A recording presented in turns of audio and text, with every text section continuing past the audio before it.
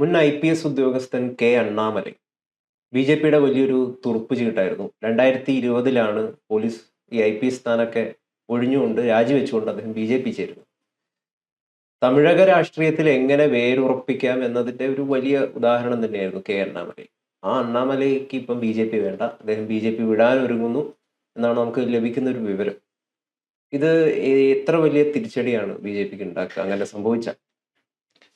അല്ല, B J പിക്ക് ഇപ്പം തന്നെ കഴിഞ്ഞ ആകെ 4 സീറ്റ് ഉണ്ടായിരുന്നു. അതിൽ ഇത്തവണ 1 സീറ്റായി ചുരുങ്ങി. ഇനി ഇതിനേക്കാൾ വലിയ തിരിച്ചടി എന്താ ബി ജെ പി കിട്ടാനുള്ളത്? അത് മാത്രമല്ല, ബി ജെ പി അണ്ണാമലയുമായിട്ടുള്ള പ്രശ്നം തുടങ്ങിയിട്ട് തന്നെ ഏതാണ്ട് വർഷങ്ങളായിട്ടുണ്ട്.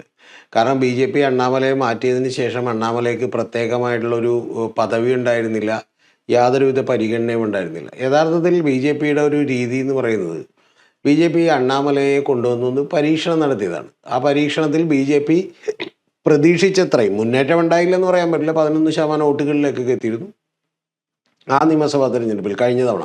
അപ്പോൾ അതിനേക്കാൾ ഒരു വലിയ മുന്നേറ്റം ഉണ്ടാക്കാൻ അണ്ണാമലയ്ക്ക് കഴിയില്ല എന്ന് പറയുന്ന ഒരു തോന്നലുണ്ടായത് കൊണ്ടും, ആ തോന്നലുണ്ടായതെന്ന് പറഞ്ഞാൽ ബി ജെ പി ഉദ്ദേശിക്കുന്നത് കുറച്ചുകൂടി ഫാസ്റ്റ് ആയിട്ടുള്ള ഒരു ഗ്രോത്ത് ആയിരുന്നു അവിടെ ഉണ്ടായിരുന്നത്. അതിന് അണ്ണാമലയുടെ ഒരു തന്ത്രം എന്ന് പറയുന്നത്, അണ്ണാമലയെ അഴിമതി കുറിച്ച് മറ്റേ DMK ലീക്സ് എന്ന് പറഞ്ഞാൽ ഫയൽ ഇറക്കുകയും അതുപോലെ തന്നെ സ്വയം ചാട്ടവാറടിക്കിച്ച് മറ്റേ വേഷം കെട്ട് കാണിക്കുകയൊക്കെ ചെയ്തതാണ്. അപ്പോൾ അതൊക്കെ തമിഴകത്തിലൊരു ഇമ്പാക്റ്റ് ഉണ്ടാക്കിയിട്ടുണ്ട്, പ്രത്യേകിച്ച് മാധ്യമ ശ്രദ്ധ കിട്ടിയിട്ടുണ്ട് എന്നുള്ളതിനുമപ്പുറം ബി ജെ പി പ്രതീക്ഷിച്ച പോലെ ഒരു ഗ്രാസ് റൂട്ട് ലെവലിൽ ഒരു വളർച്ച ഉണ്ടായിട്ടില്ല എന്ന് പറയുന്ന തോന്നലാണ് ബി ജെ പിയുടെ കേന്ദ്ര നേതൃത്വത്തിന് ഉണ്ടായിട്ടുള്ളത്. ബി ജെ പി അങ്ങനെയാണെങ്കിൽ ബി ജെ പി അവരെ പരീക്ഷിക്കുകയും ഒരു നിശ്ചിത സ്പാൻ ഓഫ് ടൈം കൊടുക്കുകയും ആ ടൈം കഴിഞ്ഞാൽ ബി ജെ പി മാറ്റുകയും ചെയ്യും. അല്ലാതെ അതിൽ വലിയ അത്ഭുതമൊന്നുമില്ല. ഇപ്പം നിങ്ങൾ ഉദ്ദേശിക്കുന്നത് ഇപ്പോൾ രാജീവ് ചന്ദ്രശേഖർ ഇവിടെ നിന്ന് ജയിച്ചതുകൊണ്ടാണ്. ഞാൻ ഇപ്പോൾ കഴിഞ്ഞ തെരഞ്ഞെടുപ്പിന് മുമ്പ് പറഞ്ഞതാണ്, അദ്ദേഹം ജയിക്കാൻ കഴിഞ്ഞില്ലെങ്കിൽ സ്വാഭാവികമായിട്ടൊരു 3 സീറ്റുകളിലേക്ക് നേടിയതുകൊണ്ട് കുഴപ്പമില്ല. അതേസമയം നേടാൻ കഴിഞ്ഞില്ലെങ്കിൽ രാജീവ് ചന്ദ്രശേഖരനെ മാറ്റും, അത് സംശയമൊന്നുമില്ല. അതിപ്പോൾ നിങ്ങളൊന്ന് ആലോചിച്ച് നോക്കും, ഇവിടെ എത്ര പരീക്ഷണങ്ങൾ കേരളത്തിൽ തന്നെ ബി ജെ പി എടുത്തിട്ടുണ്ട്. അതായത് ബി ജെ പി ഇപ്പോൾ മറ്റേ കുമ്മന രാജേട്ടനെ എടുത്തു വെച്ചിട്ടുണ്ട്, രാജശേഖരനെ എടുത്തു വെച്ചിട്ടുണ്ട്, ഹിന്ദു ഐക്യവേദിയുടെ നേതാവിനെ എടുത്തു വെച്ചിട്ടുണ്ട്, അതുപോലെ തന്നെ ശ്രീധരൻ പിള്ളയെ എടുത്തു വെച്ചിട്ടുണ്ട്, കെ സുരേന്ദ്രനെ എടുത്തു വെച്ചിട്ടുണ്ട്. കെ സുരേന്ദ്രനാണ് കുറച്ചുകൂടി നീണ്ട കാലം കൊടുത്തത്. കാരണം കെ സുരേന്ദ്രൻ്റെ സമയത്ത് കുറച്ചുകൂടി ഗ്രോത്ത് ഉണ്ടായി എന്ന് അവർക്ക് തോന്നിയിരുന്നു. അത് വി മുരളീധരൻ പ്രസിഡന്റ് ആയിട്ടുണ്ട്. അങ്ങനെ നിരവധി പ്രസിഡന്റുമാരുണ്ട്. പലപ്പോഴും നമ്മൾ ശ്രദ്ധിച്ചു നോക്കിയാൽ കാണാം, ബി ജെ പി പലപ്പോഴും പ്രതീക്ഷിക്കാത്ത ആളുകളെ കൂടി പ്രസിഡന്റ് ആക്കിയിട്ടുണ്ട്. അപ്പോൾ അത്തരത്തിൽ വളരെ കൃത്യമായിട്ട് അങ്ങനെ പ്രസിഡന്റ് ആക്കി. പിന്നെ ആരെങ്കിലും പ്രതീക്ഷിച്ചു, ഇപ്പോൾ രാജീവ് ചന്ദ്രശേഖർ ഒറ്റടിക്ക് ഇങ്ങോട്ട് വന്ന് പ്രസിഡന്റ് ആകുന്നു. അപ്പോൾ അത്തരത്തിൽ ഇനി ബി ജെ പിനെ വളർത്താൻ, അല്ലെങ്കിൽ ചിലപ്പോൾ വളർന്നാൽ പോലും ബി ജെ പി മാറ്റും, അത് ആളുകൾക്ക് മനസ്സിലാത്തതാണ്. ഇപ്പോൾ വളർന്നാലെന്ന് പറഞ്ഞിട്ടുണ്ടെങ്കിൽ ഗൗതം അറിയേണ്ടത്, ഒരു ഘട്ടം വരെ വളർത്താൻ ഇവർക്ക് കഴിയുമെന്ന് ബി ജെ പി വിചാരിച്ചാൽ അവർ വെക്കും. പക്ഷെ അത് കഴിഞ്ഞിട്ട് വളരണമെങ്കിൽ ഇവരെ പോലെ ആൾ പോരാ എന്ന് തോന്നിയാലും വളർത്തിയ ആളെ പോലും ബി ജെ പി മാറ്റും. അണ്ണാമലൈ മുൻ അധ്യക്ഷനായിരുന്നു, ഏറ്റവും യങ്ങസ്റ്റ് ആയിട്ടുള്ള ഒരാളാണ് ആ പൊസിഷൻ ഹോൾഡ് ചെയ്യുന്നത്. എന്താണ് അണ്ണാമലയുടെ പോരായ്മകൾ എന്തൊക്കെയാണ്? അല്ല, അണ്ണാമലയുടെ പോരായ്മകൾ എന്ന് പറഞ്ഞാൽ ഗ്രൗണ്ട് ലെവലിൽ, പ്രത്യേകിച്ചും ഒരു ദ്രാവിഡ രാഷ്ട്രീയത്തിന്റെ ഗ്രൗണ്ട് ലെവലിൽ അവർക്ക് എടുത്തു വെക്കാൻ പറ്റുന്ന ഒരു നേതാവല്ല അത്. ഇപ്പം ഇത് നിങ്ങൾ തമിഴ്നാട് മാത്രമായിട്ടൊന്നും ചുരുക്കി കാണേണ്ടത്. ഇപ്പം ബംഗാളിൽ അങ്ങനെ ഒരു നേതാവ് ബി ജെ പിക്ക് ഉണ്ടായിരുന്നില്ല. ലാസ്റ്റ് ഏറ്റവും ഒടുവിൽ സുവേന്ദു അധികാരിയെ മേടിക്കുകയാണ് ചെയ്തത്. ആസാമിൽ അതുപോലൊരു നേതാവിനെ ഉണ്ടാക്കാനായിട്ട് കുറച്ച് ബുദ്ധിമുട്ടിയിരുന്നു. അതിനുശേഷമാണ് ഹിമന്ത ബിശ്വ ശർമ്മ കിട്ടിയത്. അപ്പോൾ അതേപോലെ തന്നെ ഓരോ സമയത്തും നടന്ന പരീക്ഷണങ്ങളാണ്. ഇപ്പം അണ്ണാമല ഉണ്ടെങ്കിൽ വലിയ വിജയമുണ്ടാകുമെന്നും കോയമ്പത്തൂരിൽ നിന്ന് അണ്ണാമല ജയിക്കുമെന്നും ഒക്കെ വിചാരിച്ചിരുന്നൊരു കാലഘട്ടമുണ്ട്. അങ്ങനെ വിചാരിക്കാൻ കഴിയാതിരുന്നുകൊണ്ടാണ് അണ്ണാമലയെ മാറ്റിയത്.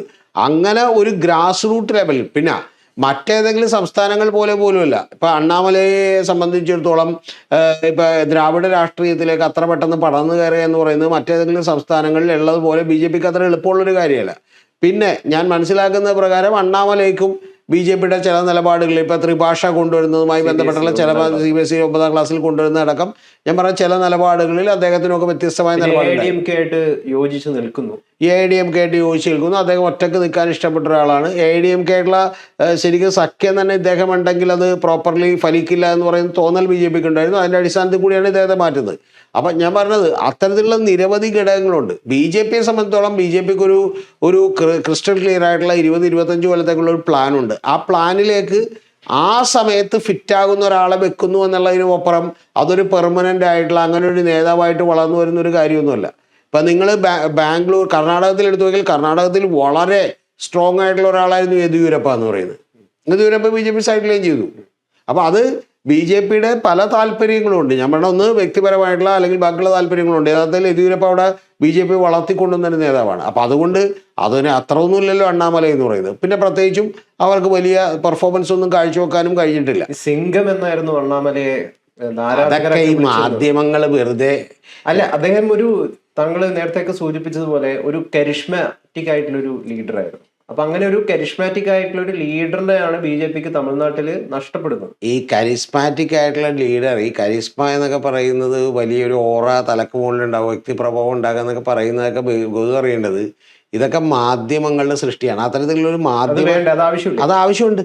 ആ മാധ്യമ സൃഷ്ടി അതുകൊണ്ട് ആവശ്യമുണ്ടായതുകൊണ്ടും അത് നേടിയതുകൊണ്ടാണ് ഇപ്പോൾ പുള്ളി പാർട്ടി വിടുന്നു എന്നുള്ളത് വാർത്തയാവുന്നത്.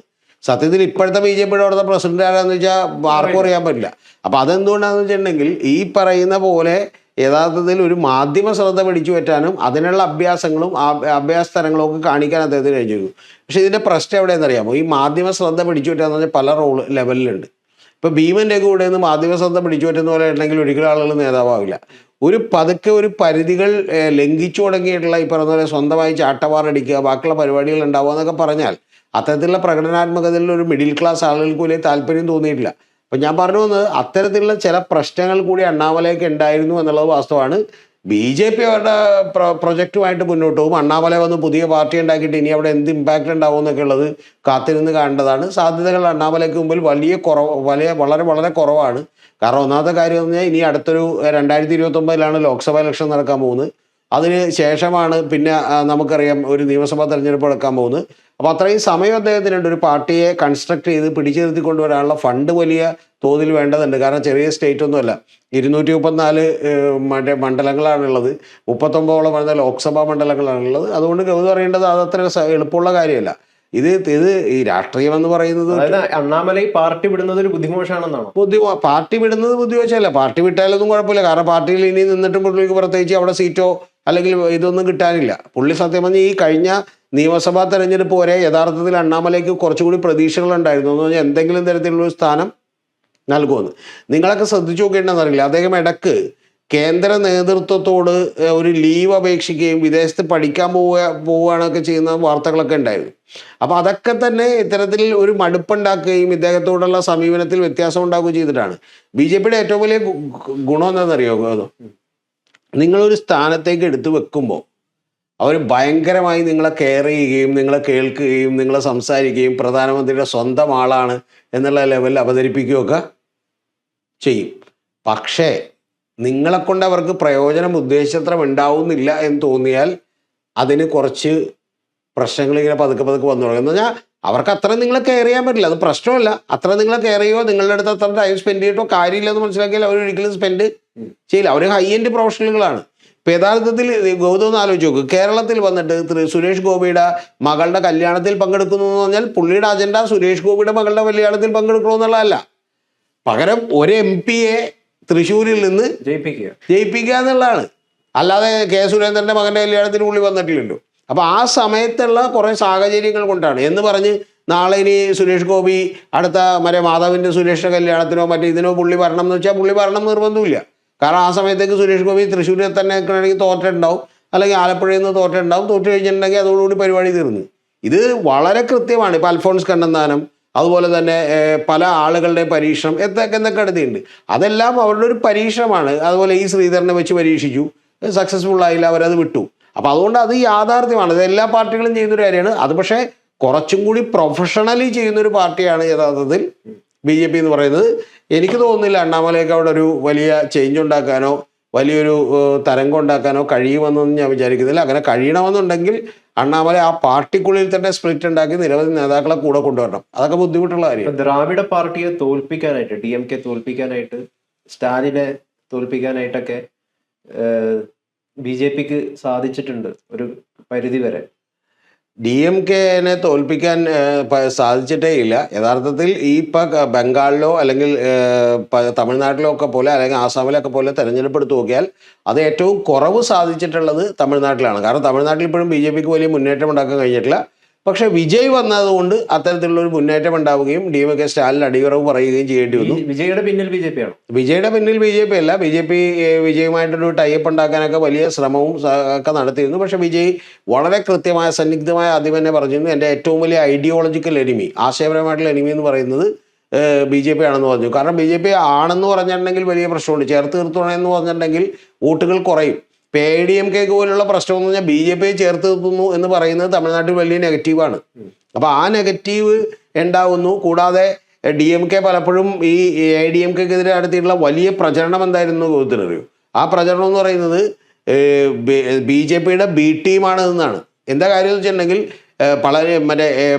പളനിസ്വാമി, എടപ്പാടി പളനിസ്വാമി അടക്കമുള്ള ആളുകൾ ഡൽഹി ചെന്ന് ചർച്ച നടത്തുന്നു. എന്തിനാണ്? നിങ്ങൾ ഇവിടുത്തെ നമ്പർ 1 പാർട്ടിയാണെങ്കിൽ നിങ്ങൾ ഇങ്ങോട്ട് വന്നുകൊണ്ട് ചർച്ച നടത്തേണ്ടത് എന്നുള്ളതാണ്. അപ്പോൾ അത്തരത്തിലുള്ള ഒരു വികാരം ഉണ്ടാക്കാനായിട്ട് വളരെ കൃത്യമായി കഴിഞ്ഞിരുന്നു. പിന്നെ വേറെ ഓൾട്ടർനേറ്റീവ് ഒന്നും ഉണ്ടായില്ലെങ്കിൽ ആ വോട്ട് യഥാർത്ഥത്തിൽ ADMK കിട്ടിയാനെ, DMK വിരുദ്ധ വോട്ടുകൾ. പക്ഷേ ഇവിടെ ഓൾട്ടർനേറ്റീവ് ഉണ്ടായി. ആരുണ്ടായി? വിജയ് ഉണ്ടായി. അത്തരത്തിലുള്ള ഓൾട്ടർനേറ്റീവായിട്ടൊക്കെ മാറാനുള്ള ഒരു കരിസ്മയൊന്നും അണ്ണാമലയ്ക്ക് ഉണ്ട് എന്ന് ഞാൻ വിചാരിക്കുന്നില്ല. ഒരു മീഡിയ ഹൈപ്പ് കിട്ടി, അതിൻ്റെ നാടകത്തിൽ അദ്ദേഹം ഒരു ഓൾ ഇന്ത്യ ലെവലിലെ നേതാവ്. ഒരു തോൽവി എന്ന് പറയുന്നത് BJPയുടെ ഒരു എൻട്രി ആയിട്ട് പലരും വിലയിരുത്തുന്നുണ്ട്. കാരണം എന്താണെന്ന് വെച്ച് കഴിഞ്ഞാൽ ഒരു നിരീശ്വരവാദ രാഷ്ട്രീയം ഉൾക്കൊള്ളുന്ന ഐഡിയോളജിയാണ് ഈ DMKയുടേത്. അതിനെ പരാജയപ്പെടുത്താൻ തമിഴ്നാട്ടിൽ ഒരു ദ്രാവിഡ പാർട്ടിയെ പരാജയപ്പെടുത്താൻ അവർക്ക് സാധിച്ചു. വിജയ് എന്ന് പറയുന്നത് അവരുടെ രാഷ്ട്രീയം എന്ന് പറയുന്നത് വിശ്വാസത്തിൽ കേന്ദ്രീകൃതമായിട്ടുള്ള ഒരു രാഷ്ട്രീയമാണ് വിജയുടെ. അല്ല, അത് മുഴുവനായിട്ട് ശരിയല്ല. യഥാർത്ഥത്തിൽ നിങ്ങൾക്ക് ഒരു പാറയെ തള്ളിമറിച്ചിടാനോ ഒന്നും പറ്റാതിരുന്നൊരവസരത്തിൽ ആ പാറയിൽ ചെറിയൊരു അനക്കമുണ്ടാക്കാൻ കഴിഞ്ഞു എന്ന് പറയുന്ന ആശ്വാസം ഇപ്പോൾ BJPക്ക് ഉണ്ട്. എന്ന് പറഞ്ഞാൽ ജോസഫ് വിജയ് എന്ന് പറയുന്ന ഒരാൾ വന്ന് ഒരു പാർട്ടി ഉണ്ടാക്കി 2 കൊല്ലം കൊണ്ട് അധികാരം ഏറ്റെടുക്കാനും ആ ആളുകൾ, അതായത് വലിയ പ്രത്യേകിച്ച് അവിടെയുള്ള 66-68% വരുന്ന യങ്സ്റ്റേഴ്സ് അതിലേക്ക് അട്രാക്റ്റഡ് ആകാനുമുള്ള സാധ്യതകളുണ്ട് എന്ന് പറയുമ്പോൾ BJPക്ക് ആകെ ഉള്ളതെന്ന് പറയുന്ന ഒരു ആശ്വാസമാണ്. അതായത് അവിടെ ഈ ദ്രാവിഡ മുന്നേറ്റ കഴകം പോലെയുള്ള ദ്രാവിഡ പാർട്ടികളല്ലാതെ ഒരു പുതിയ പാർട്ടി വന്നാലും ചില സ്പേസ് അവിടെ ഉണ്ട്. അതായത് ഇത്തരത്തിലുള്ള ചേഞ്ച് ഉണ്ടാവും. പുതിയ യങ് തലമുറയൊക്കെ ആകർഷിക്കാൻ പറ്റിയാൽ എന്ന് പറയുന്ന ഒരു കാര്യമുണ്ട്. ഞാൻ വിചാരിക്കുന്നത് ഇനി BJP അതിനനുസരിച്ചുള്ള ഒരു സ്ട്രാറ്റജികളായിരിക്കും അങ്ങോട്ട് ബിൽഡ് ചെയ്യുക. പക്ഷേ ഇവിടെ ഒരു വലിയ പ്രശ്നവും കൂടിയുണ്ട്. ആ പ്രശ്നം ബിൽഡ് ചെയ്യുമ്പം പക്ഷെ അതിനൊരു വലിയ പ്രശ്നം കൂടിയുണ്ട്. ആ പ്രശ്നം എന്താ വെച്ചാൽ BJP ഉദ്ദേശിക്കുന്നത് അത്ര എളുപ്പമുള്ള കാര്യം. കാരണം പിന്നെ വിജയനെ താഴെ ഇറക്കുക, വിജയനക്ക് പ്രശ്നം ഉണ്ടാക്കുക, വിജയനെ താഴെ ഇറക്കിയിട്ട് പിന്നെ BJP വളരണമെന്ന് പറയുമ്പോൾ ശരിയാണ്, മറ്റേ ദ്രാവിഡ പൊളിറ്റിക്സിൻ്റെയും ഐഡിയോളജികളുടെയൊക്കെ ബേസ് തീർന്നു കിട്ടും. പക്ഷെ പ്രധാനപ്പെട്ട വിഷയം വിജയയുടെ കരുത്തനാവുകയാണെങ്കിൽ BJPയുടെ തന്നെ വോട്ട് പെർസെൻറ്റേജിൽ കുറേ അദ്ദേഹം പിടിക്കാനുള്ള സാധ്യതകളും ഉണ്ട്. അപ്പോൾ അതുകൊണ്ട് ഇത് വലിയൊരു ചലഞ്ചാണ്. പക്ഷെ നേരത്തെ പറഞ്ഞ പോലെ ഒരു പാറയായിരുന്നു, ഞങ്ങൾക്കിത് ഒരിക്കലും തള്ളി നീക്കാൻ പറ്റില്ല എന്ന് വിചാരിച്ചിരുന്ന സമയത്ത് നിന്ന് വേറൊരാൾ വന്ന് കുറച്ചൊന്നൊരു ഷെയ്ക്ക് ഉണ്ടാക്കിയപ്പോൾ ഓക്കെ ഇനി നമുക്ക് എന്ത് ചെയ്യാം, കുറച്ചുകൂടി എളുപ്പമാകും എന്ന് പറയുന്ന ഫീലിംഗ് അവർക്കുണ്ട്. അതിനകത്ത് സ്ട്രാറ്റജി BJPയുടെ ഒരു ലോങ് ടേം പദ്ധതിയിൽ തമിഴ്നാടും കേരളമൊക്കെ ഉണ്ട്. ഉറപ്പായിട്ടും ഉണ്ട്. തമിഴ്നാട് കേരളമൊക്കെ ഉണ്ട്. കേരളം കുറച്ചുകൂടി എളുപ്പമാണ്, തമിഴ്നാട് അത്ര എളുപ്പമല്ല. കാരണം തമിഴ്നാട്ടിൽ അതുപോലൊരു ലീഡറെ കിട്ടിയിട്ടില്ല. അതുകൊണ്ട് അവർ ഇനിയും പരിശ്രമിക്കും. അണ്ണാമലയൊന്നും നമ്മൾ ആരും അറിയാതിരുന്ന ഒരാളാണ്. BJPയുടെ സ്റ്റേറ്റ് പ്രസിഡൻ്റായി വരുമ്പോഴാണ് യഥാർത്ഥത്തിൽ അറിയുന്നത്. അല്ലാതെ മറ്റേ മണ്ഡലം പ്രസിഡൻറ്റോ അല്ലെങ്കിൽ ജില്ലാ പ്രസിഡൻറ്റോ ഒന്നും ആയതിനു ശേഷം ആയതല്ല. അപ്പോൾ അതുപോലെയുള്ള പല പരീക്ഷണങ്ങളും ഇനി BJP വീണ്ടും നടത്തും. സത്യത്തിൽ BJPക്ക് വിജയനെ കിട്ടിയിരുന്നെങ്കിൽ വലിയ സന്തോഷകരമായിട്ട് അങ്ങനെ എന്ത് ചെയ്യാം, വലിയ നേട്ടം ഉണ്ടാക്കാൻ പറ്റിയില്ലേ. പക്ഷെ അത് ഉണ്ടാക്കാൻ പറ്റിയില്ല. പ്ലസ് അവരുടെ സീറ്റുകൾ 4-ൽ നിന്ന് 1 കുറയുകയാണ് ചെയ്തിട്ടുള്ളത്. അപ്പോൾ അതുകൊണ്ട് BJPയെ സംബന്ധിച്ച് ഇത്തിരി ഒരു ക്ഷീണകാലമാണ്. പക്ഷെ പ്രധാനപ്പെട്ട കാര്യം അവർ ശ്രമിച്ചുകൊണ്ടേയിരിക്കും എന്നുള്ള കാര്യത്തിൽ ഒരു സംശയമില്ല. അതുകൊണ്ട് അണ്ണാമല പോയാൽ ഇപ്പം അണ്ണാമല പുതിയ പാർട്ടി ഉണ്ടാക്കിയാൽ അവിടെ ഒരു വലിയ ഇമ്പാക്റ്റ് ഉണ്ടാകുമെന്നൊന്നും ഞാൻ വിചാരിക്കുന്നില്ല. അണ്ണാമല ഒരു വിസിബിൾ ഫേസ് ആയിരുന്നു തമിഴ്നാട്ടിൽ എന്നുള്ളത് മാത്രമാണ് യാഥാർത്ഥ്യം. അതിനപ്പുറത്തേക്കുള്ള ഒരു ഗ്രൗണ്ട് റിയാലിറ്റി എന്ന് പറയുന്നത് വലിയ മെച്ചപ്പെടലോ വലിയ നേട്ടമോ വലിയ പൊതുജനങ്ങളുടെ സ്വീകാര്യതയോ എന്നുള്ളൊരു നേതാവായിരുന്നില്ല.